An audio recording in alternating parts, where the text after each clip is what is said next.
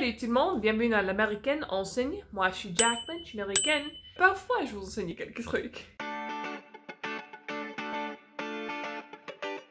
Aujourd'hui, on va discuter les loanwords français qu'on utilise en anglais et comment nous, les Américains, les prononçons.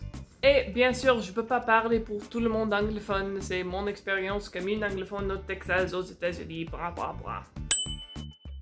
Disclaimers. Je vais commencer avec les loanwords français qu'on dit et qu'on entend plus souvent. La différence entre U et OU, c'est terrible. Alors, l'un des plus communs, c'est déjà vu. Et bien sûr, on dit pas déjà vu, on dit déjà vu. Mais je crois... C'est quelque chose qu'on entend assez souvent. Par exemple, il y a toute une scène de déjà vu dans le film The Matrix.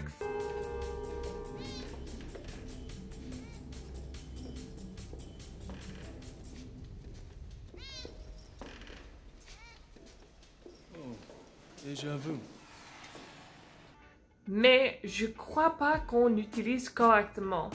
Je pense que ce devrait être quelque chose qui paraît familier, mais qu'on n'a pas vu avant. Mais la majorité des gens pensent que c'est quelque chose qui s'est déjà passé et qui se passe encore. Numéro 2, faux pas. Et bien sûr, on dit pas faux pas, on dit faux pas. Je pense qu'on l'utilise différemment.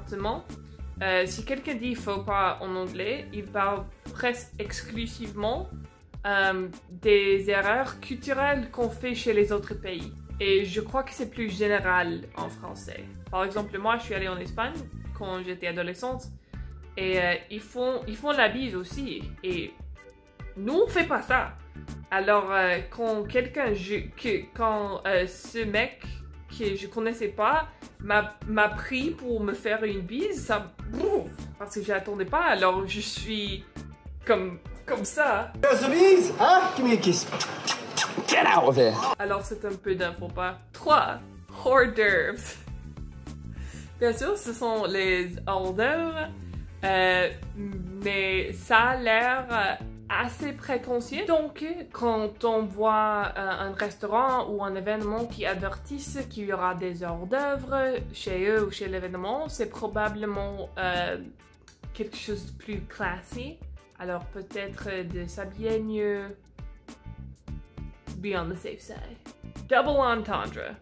Je pense que c'est pareil en français. C'est juste un jeu de mots sexuel. Mais bien sûr, on le prononce différemment. On dit double entendre. Les francophones disent double entendre. Je pense. 5. Ménage à trois. Il y a un vin qui s'appelle Ménage à trois et que je vois chez les supermarchés. C'est dans une chanson de Katy Perry. J'ai commencé à apprendre le français quand j'avais 15 ans. Et maintenant, j'en ai 25. Je viens d'apprendre que ménage, c'est cleaning, like faire du ménage. Il y a quelques mois, personne m'a dit ça, alors j'évite le mot complètement. Je vais pas faire un faux pas. Oh, c'est super prétentieux ça. It has a certain... je ne sais quoi. Je déteste ça parce que je sais pas si vous l'utilisez de la même façon en français. C'est généralement quelqu'un de super prétentieux qui explique une peinture ou quelques œuvres de littérature et ils savent pas qu'est-ce qu'ils veulent dire, alors donc ils disent it has a certain je ne sais quoi. Je l'entends les gens dire ça, mais ils savent pas que je ne sais quoi ça veut dire I don't know. Alors c'est très stupide de dire it has a certain I don't know. Comme si c'était une vraie caractéristique. Ça me dérange parce qu'ils ne sont pas assez créatifs pour décrire leurs propres sentiments.